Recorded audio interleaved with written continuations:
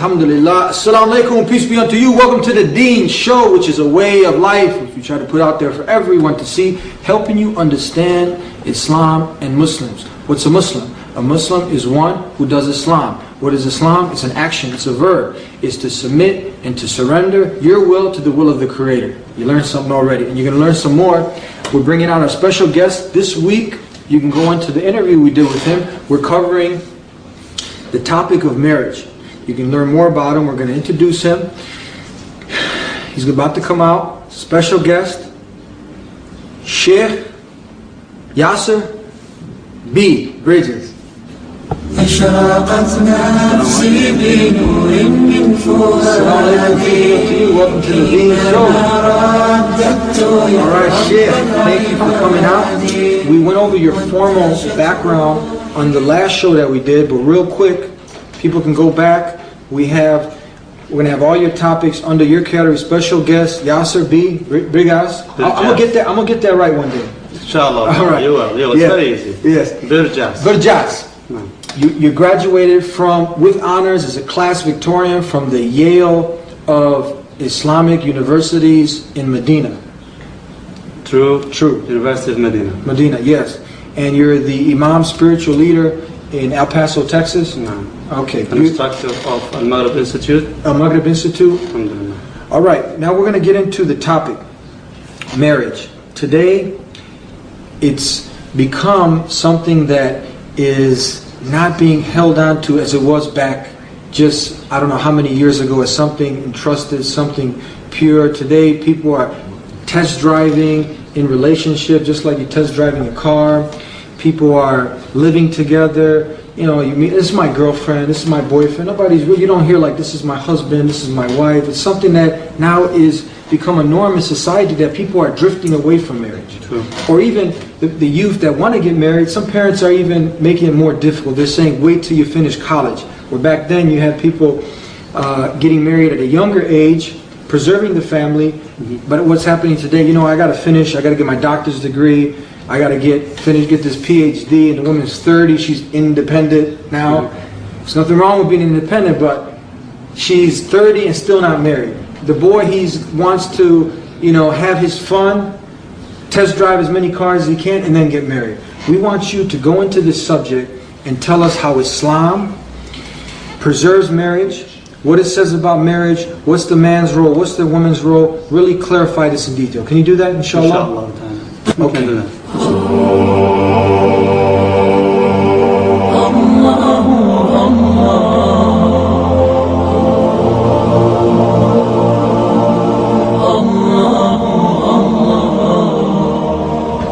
Alhamdulillah Rabbil Alameen. Sallallahu wa sallam wa baraka nabina Muhammad wa ala alihi wa sahbihi wa sallam amma ba'd. All praise due to Allah, the most merciful, the compassionate, and may peace and blessing of Allah be upon His Messenger Muhammad sallallahu alayhi wa sallam. Marriage in Islam. Love is probably the most spoken about subject in life of men and women today. People, they have this kind of feeling and passions to love each other. They would like to establish a relationship. They would like to have a happy life. And most men and women, they have their own ideals about the concept of marriage, the concept of relationship, and the concept of love as well. We see that in this century, the 21st century right now, most men and women are enjoying the companionship of one another without having any specific limits, except for a few, of course. So they have started their own ideology of love, their own ideology and culture of relationship and marriage as well. It has changed a lot from the time when people, they used to appreciate the concept of family, the concept of marital life, being a spouse, being someone who is caring for you and caring for someone else, having the concept of having children and raising up, a solid foundation for the society in the future. People have changed a lot, and have changed a lot of these concepts as well. In Islam, the institution of marriage is still solid in theory and in application as much as possible, but we still see that so many people are also drifting from that mainstream of the culture of marriage and family life to something new in the society. You see, we are seeing right now many young people, young men and young women, are delaying their marriages. They don't really they don't have any interest. They don't even show that interest of even getting married. We see so many people, young men and women, they're pursuing their career. They want to find themselves. They want to define themselves. But most of them, not all of them right now, are trying to define themselves through individualism. It means they want to be themselves, they want to build careers, they want to have degrees, they want to be successful in this life, and so forth. But even the concept of success has been drifted away from the concept of family and marriage to being successful individual. And unfortunately, many people are falling short when it comes to their relationship with their spouse. So therefore, we see the other problem in marital relationships nowadays in this century is that people they're getting married, but this marriage doesn't last too long. Many people, they end up their relationship with divorce, they end the relationship with estrangement, and even sometimes they end with, unfortunately, like so many incidents we have been watching on the news, with a murder. Just simply they snap out from that kind of relationship and they end up so violent in dealing with their spouses. What is going on? What exactly is happening to people in their relationship? What is happening to the concept of marriage and family life? And I would like briefly to talk about the concept of marriage and the concept of love and relationship from an Islamic perspective. It has been summarized in one simple verse and ayah in the Quran, where Allah subhanahu wa ta'ala, God saying in the Quran, in Surah Ar-Rum, verse number 21, وَمِنْ آيَاتِهِ أَنْ خَلَقَ لَكُم مِّنْ أَنفُسِكُمْ أَزْوَاجًا لِتَسْكُنُوا إِلَيْهَا وَجَعَلَ بَيْنَكُم مَّوَدَّةً وَرَحْمَةً إِنَّ فِي ذَلِكَ لَآيَاتٍ لِقَوْمٍ يَتَفَكَّرُونَ. Which means in the English translation, that amongst His sign is this, that He created for you, خَلَقَ لَكُم مِّنْ أَنفُسِكُم, from amongst yourself, أَزْوَاجًا, mates, spouses, لِتَسْكُنُوا إِلَيْهَا, in order to find peace and tranquility with them. وَجَعَلَ بَيْنَكُمْ مَوَدَّةً وَرَحْمَةً, and He established between your hearts mawadda, that is love, and mercy, rahmah. إِنَّ فِي ذَلِكَ لَآيَاتٍ لِقَوْمٍ يَتَفَكَّرُونَ. Indeed, therein, means in these verses and those words, are signs from Allah subhanahu wa ta'ala, from the Creator, for those who would like to reflect. This is what summarizes the concept of marriage in Islam. We see that in living in the 21st century, it has become a culture, the body culture. Means everything is about beauty. People, they would like to marry someone because of their physical characteristics. Nothing about what is beyond that actually image. There's nothing wrong, of course, with pursuing something beautiful, because this is now signs of perfection in mankind as well. As Muslims, we believe that marriage is a sign of perfection in the life of man. So therefore, it is something virtuous to go and pursue in this life, in the legal way, of course. And in this ayah, in this verse in the Quran, our ulama, the commentators in the Quran, what they said, they based that the marriage itself, the successful marriage is based on two elements or two factors for a successful marriage. Number one, to have love, and number two, to have mercy. So if you have love, that's one thing, that's something very important in marital relationship. But number two, you also have the mercy. Most marriages, they start with a loving relationship. Specifically living in this culture, you have so many people who go with these kind of test driving marriages, or sometimes even drive-through marriage. They just meet each other, in a club or in some kind of casual event, and all of a sudden they're in love and they want to get married. Where are they getting their ideas for marriage from? Nothing really probably significant or serious, except that what they see on TV, what they read in fairy tales, and so on. So it starts with love. And then, like we see in many relationships, specifically in life of celebrities, these kind of loving so-called relationship end up with divorce quickly after they get married. So, what happened to that love that they enjoyed before? What exactly is happening? What's going on with love? People, they have that, that feeling that love is something permanent. When they fall in love, they think that it's going to be for granted forever. But once they start their marital relationship, that's when they realize that love is more than just a mere thought, or just a passion, or even a lust. It's even more than that. And that's when mercy comes in. So we believe that love during that marital relationship transforms itself to different degrees and different also shapes. It starts with this passionate love. And then when the spouse, when the wife, she becomes pregnant, now they're expecting a child very soon, the husband and wife, they become more merciful to each other, more loving in a different way, of course, because there is something else that they're going to share together in this life. And then even when you have that child, now that love will be split between you, all of you, as a family. And now the father has another purpose of life. Besides, just being so loving to his wife, he also needs to be so loving to his family, sacrifice. And the wife would do the same thing. It's all about mercy, and it's all about love transforming itself from one level to the other. Unfortunately, most people, they're still living these kind of idealistic dreams about a perfect relationship. And contemporary study just confirmed and proved that this perfect relationship is almost an illusion. There is nothing perfect about a marital relationship except to expect to have everything in your marital relationship. You have the ups and downs, you have the good times and the bad times. You have the times when you're upset and angry, and when you have the time when you're very happy and you're laughing and so on. Expecting a natural marital relationship. But if you expect to have that perfect relationship, means it's all about love, that's when people, when they start seeing that love is not there anymore, they start going for divorce. Because there is no purpose anymore for this relationship. But if you think of love as an action that you need also to do, and way of transforming that love to a merciful relationship as well, that's when when marriage actually starts prolonging and takes even a longer time, of course, between a husband and wife.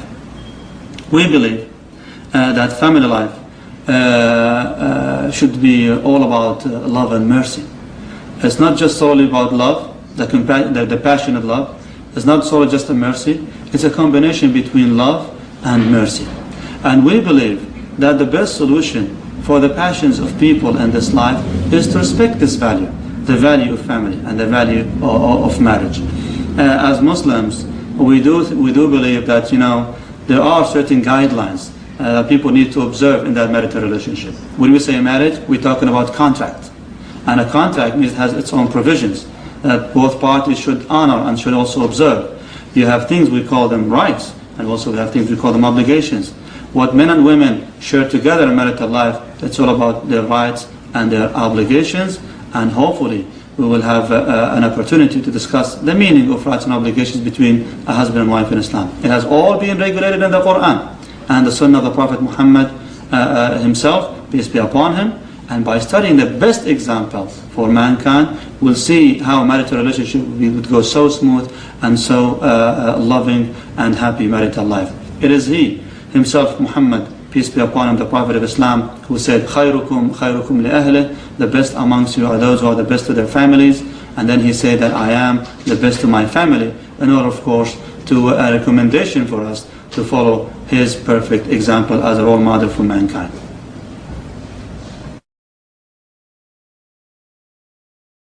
That was wonderful. Thank you very much. Alhamdulillah. Thank you. So we got a kind of an idea of what marriage is in Islam. We have some practical things that are happening today. Tell us, is it true that when a Muslim completes marriage, this is like completing half of his faith? It's a very common concept in the Muslim culture that indeed, when someone gets married, they complete half of their faith. Because most people, they have this kind of wild dreams and wild life and so forth. But once they get married, that's when they start settling down and they start becoming more focused on their goals in this life, and they understand themselves in the society in general. Is it true that now once a man is married, he psychologically, physically, he becomes balanced? He should be. Yeah. I mean, people, they should be. Why? Because now it's no longer about yourself. It's about us. Yeah. So when people they start, they have their own wild dream again. They want like to be such and such, do all these kind of things and so on. And now when they get married, they have someone else in their life that when they think jointly, of course. So it's all about us. It's no longer about me personally or you personally. That doesn't mean that marriage will limit your personal dreams and goals as well. You can still achieve great goals in this life as an individual, but at the same time, with the assistance of your family, that would be a plus to you. And then usually if you're not married, you have, it's not everybody, but I know people, it's you're kind of like a wild animal sometimes. Well, it depends, of course, on the environment and how much they let it go loose. Yeah. Yes, indeed. Some people. Because your desires run wild, you get heat you're full of this heat and this passion, and Plus, you get a chance to get in some real trouble. You live in the 21st century. Yeah. And when you go around walking in America, walking in the West in general, you would see that, again, it's all about body culture. Even right now, in almost everywhere in the world. Body culture. The body culture. It's all, wherever you go, it's all about men getting in shape, muscles, whatever actually they try to do. Like how they just like flexing, how I look, where we... Exactly. Women, the same thing. They would like, of course, to lose weight. They want to be in shape. And plus, now even in fashion industry and so on, it's all about revealing more parts of the body than, covering and concealing that. Just like in the past, it was about, being so modest, covering yourself, being so respectful when you walk out into the street. We lost that now. And we lost that right But now. Islam preserves it. It still preserves Brings it that. back. We don't compromise this in Islam. We don't compromise that in Islam. Unfortunately, Muslims are doing that. Muslims are But but Islam, it doesn't. Islam keeps that, of course, intact as one of the main regulations of the relationship between a man and woman. So at what age, because you see nowadays many parents are saying, and even individuals are saying, I got to finish college, I got this doctor's degree. At what age should a youth get married? Because we've gone away so far saying, it's 18, 19 is too young, it's too young, 30, even people 40 years old waiting to get married. What age should someone get married? Well, the instruction of the Prophet Muhammad himself, sallallahu alaihi wasallam, peace be upon him, is that when a person is capable, means physically and financially capable of getting married, they should not spare a moment. They shouldn't spare a moment. They shouldn't spare a moment. They should do that. However, of course, there are other instructions as well. Means that sometimes it becomes compulsory. Means obligatory in a person to get married. If they have that capability, financially, physically, and at the same time, they fear strongly that they might go into something haram, prohibited. Meaning like fornication? Fornication or adultery. In this case, they are obligated to go and get married. Because there's nothing really prevented from doing it. Because is there boyfriend, girlfriend in Islam? We don't have that concept in Islam at all. How about if we just holding hands, boy and girl? The same thing. Can't do none of that. No touching, none of this playing around. She got to be your wife. She got to be your wife. That's clear as day. And then in this case, so what about dating? How would people would know each other? How about that? That's a relevant question. It's a very important question. Specifically living in this society, when you don't have that much access, maybe in Islamic environment. So how we go about it? Still, the family plays a major role in presenting, the youth to each other. Plus, we have a lot of Islamic centers who should facilitate this for the young people and families to come all together. Living in a multicultural society, it's very important to start tolerating interracial marriages and mixed marriages and so forth. And so you're having only one particular culture. That puts too much pressure on some of those young people. We're talking about probably the culture of Muslim youth who are growing up in this society. Now they're developing their own culture. They're American Muslims. They're no longer, for example, Arab Muslims or even Indo-Pakistani Muslims or Bosnian Muslims and so on. They're American Muslims. It means they all come together from different backgrounds and they're building their own culture. So people, they need to start breaking the ice and tolerating these kind of mixed cultures between the Muslims. What do you got to say to the parents who are restricting? Say the youth now, he's got this urge, right? And he wants to get married. He fears his creator because he knows if I fall into the fornication, I'll get in some big trouble, right? True. That's one of the is that one of the major sins? Absolutely. Major sins. Major sins. One of the major sins. So punishable now, sins. Punishable. So you have this fear of your creator and love. You don't want to displease him. Now you want to get married. You've come to that. But your parents giving you a hard time. Now they're like, you know what, wait till you finish school. And, we got to get this $25,000 wedding. What do you got to say to the parents? Well, my advice to the parents is that they need to make it easier for their children.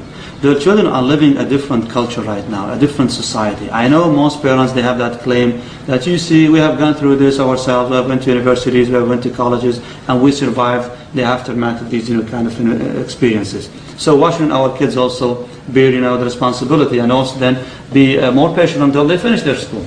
I would say the culture has changed. The circumstances are changing, and your kids, they have that stronger urge, of course, to preserve themselves, and they have the full right to say that. However, I also send advice to the young kids, young men and women who would like to get married, that your parents, they need to see some responsibility from you. There's teaching a class with the Maghrib Institute called Love Notes, and sometimes in the activities we ask parents and we ask also young adults to give their perspective about why they're delaying their marriages and why parents are saying no for these early marriages. Unfortunately, it is understandable that parents, they look at their kids as they're still young and they're not ready for it. How do they define someone to be ready? When they see someone that he is right now responsible, means they have stable jobs, when they talk, they talk in a very respectful manner, they know they have defined goals in their life and so on, that's when they start seeing that their children are ready for marriage. Let's say now we have a situation where the kid, he's not financially stable, but he's still in the heat. You know, we're talking about heat with men now. Absolutely. Can the parents even help out with financially supporting and even letting them live in the house, getting a room in the house and preserving that child rather than taking a chance and now he slips up and he goes and starts dating and fornicating and, you know, doing the zina and adult, whatever. What do you think about that? I absolutely agree that if the parents would have the financial ability to support their children before even they finish school, that would be great help. I'm not saying that the kids right now they're going to be living in that perfect environment for a husband and wife, but at least that's better than doing something wrong. They're still at least doing it in a lawful way, in lawful manners. Plus, I would also suggest at least for just to make things easier for the children. If you know that your son or your daughter they would like to get married and they still didn't finish their school, why not then at least they facilitate the marriage for them by having the marriage contract done, which means they become Islamically and legally husband and wife, but still they delay what we call the consummation of marriage until more appropriate time. During that time, they have the liberty to stay together, to have dinner together, to come and visit, at home, because Islamically and legally considered husband and wife.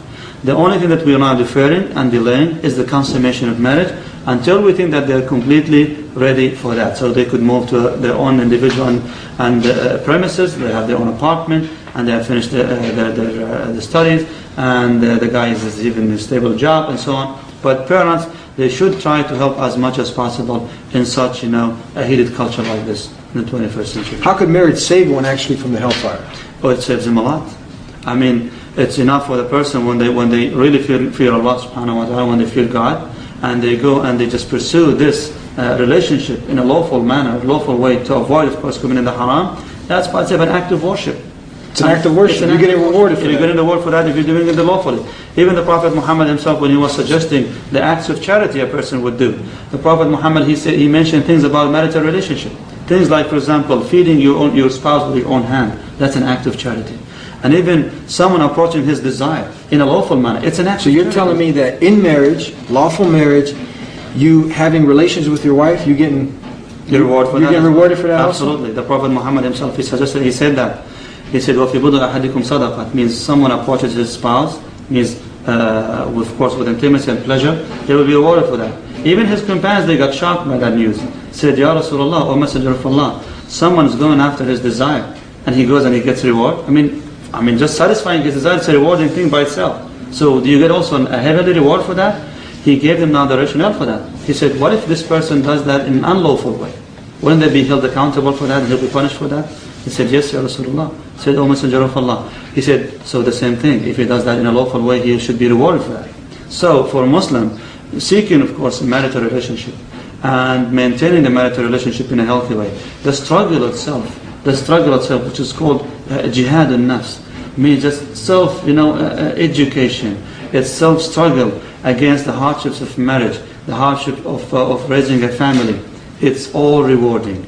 Everything that you do in that same understanding of getting the reward from God, you will get that. That's the beautiful thing in Islam, that all these acts, all these little things you do, they're considered acts of worship. Exactly. And the angels writing down these deeds. Everything, including your regular work, when you go out and work and earning for a living in order to feed your family, so that you don't go and you beg other people for that. You will get reward for that. Even the Prophet Muhammad himself, the dirham, which means the one dinar, looks like $1, that you spend on your family, is more rewarded than the one that you spend in charity. Why is that? Because now you're striving hard in order to save yourself and your family, going out, exposing yourself to humiliation. So that's an act of worship by itself. So marriage by itself is one gate to Al-Jannah, to paradise. For those who are interested in getting to paradise, marriage is one way of getting there. However, you have to do it the proper way. Let's rewind for a second. When we talked about how much reward and blessings you get feeding your wife, having relations with your wife. How about some of our brothers who might have fallen into the trap now? Let's be real. 21st century. Absolutely. You got, true. You walk out the door, you got they're dressed but they're not dressed. and the brother falls now, and this becomes like a disease. We know people that have been there and people that are there right now. What advice do you have for them? How do they get out of this trap of chasing their desires, flipping the woman, like you're changing your socks? How do you do that? Well, this is something really, How serious is it? It's a serious disease that's taking Talk to society. It's not just, it's not just for the Muslim youth, it's for everybody. I mean, people, they take advantage of this, of the environment, saying, if it's available, if pleasure is available for you for free, why should you go and you pay for it? Why should I, open a house and bring someone, and just basically face them every day and every night and bear the hardships of those people? If I can get what I'm looking for, if the main purpose is just desire, why should I even bear the hardships of marriage? That's a false concept. I mean, it's just an ephemeral desire. Sooner or later, this power of the energy of youth will start fading out to the reality of life. And that sooner or later they realize how much they wasted their time, and even they wasted their energy, even they wasted their deen and then their relationship with God in something that should have not been starting or doing in the first place. So for those people who are all getting into this, the Prophet Muhammad, he suggested that preserving yourself, protecting yourself from committing that zina, and until you meet your Lord, there is no reward but paradise and al-Jannah. So it's now feeling itself, that urge. The more you feel that you're into this desire, and then you hold yourself from this, the more reward you get. More reward. Exactly. And you know that in self-defense. I mean, you have to practice a lot. Self-discipline, yeah. Self-disciplining yourself. It's all about disciplining yourself. And I know most of those people that we are talking about over here, they're probably good Muslims. And they're good youth. Some of them even, they fast the month of Ramadan. And just remember yourself when you were fasting the month of Ramadan. Who was holding you from drinking that cup of water when you were by yourself in the office or at room, in your room? Who was holding you from eating or from drinking when you see everybody's enjoying the pleasure of this life and you're just saying, no, I'm fasting? No one. But you were just really respecting the concept of fasting the month of Ramadan because it's solely for God. Islam, fasting itself is also teaches you that self-discipline. It does that to you. And if you can do it during that month, we're training ourselves to be able to do it through the whole year. That's why it's 30 days. Yeah. 30 consecutive days, the month of Ramadan. Why is that? Because you know that you have to, first of all, if you don't want to start any practice, you have to warm up. And then when you warm up, you start the real practice, and then starts, of course, relaxing a little bit. That's exactly what Ramadan is all about. You start for 30 days, so you start warming up for the first few days, and then when you get adjusted to the system, that's when you start building that self-discipline. And by the end of the month of Ramadan, you know that it's coming very quick to an end. That's when you start, worshipping even more in the last 10 days of Ramadan. So that's the same thing in your real life. If someone is actually facing this disease of looking at what Allah subhanahu made haram and unlawful to them, or committing these kind of sins, first of all, they need to know that they need to stop. You know that you're already in a hole. And the first rule that you need to observe is to stop digging, which means you stop first, and then try to find a way out of that hole. So by stopping first means that you put that actually to a halt and stop. Then you start reflecting and going back, and then now you start seeking that help. And of course, you're calling other people, being in good company. It's very, very important. Try to avoid being around these areas will provoke your desire, and of course provoke the shaitan and the evil one to go around you and start seducing you to get back again to that same path. Because if you're around people who are doing this, you're going to fall in that trap. Absolutely. So you got to watch out who you're hanging around with also. You should. Company is very, very essential, very crucial in life. Tell me this, how Islam, it preserves the rights of the woman.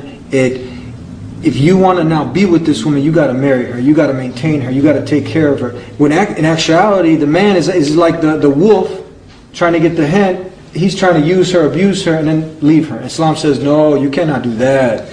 In real life, what we see in this culture, there are so many, what we call them, single parents. Yeah. But if you try just to watch and look at the ratio between single fathers and single mothers, there is no comparison. Most of those single parents are actually single mothers. Yeah. Which means men, unfortunately, they come and take advantage of them. And then they just leave. Why is that? Because they can find a better opportunity. It's open. There is no restriction. But in Islam, it preserves the right of women, the right of men as well in the marital relationship. So Islam views marriage to be partnership, not ownership.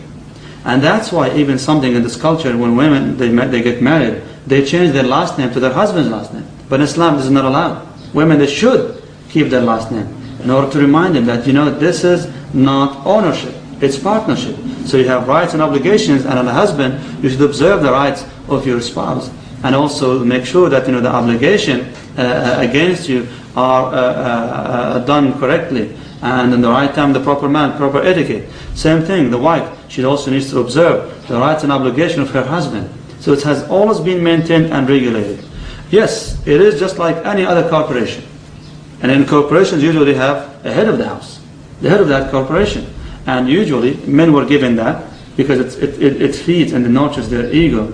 The way Allah subhanahu wa ta'ala, God created us, men and women, in a different way. However, with unique roles, in order to complete, not to compete against each other. So to complete, not to compete. So we complete one another. We don't compete against each other. Yeah. So these rights and obligations observed clearly, and they're mentioned clearly in the Quran and the tradition of Prophet Muhammad. Just a few more points because we're almost out of time. What should one look for in their spouse? The one they're going to marry. What should they look for? The biggest bank account?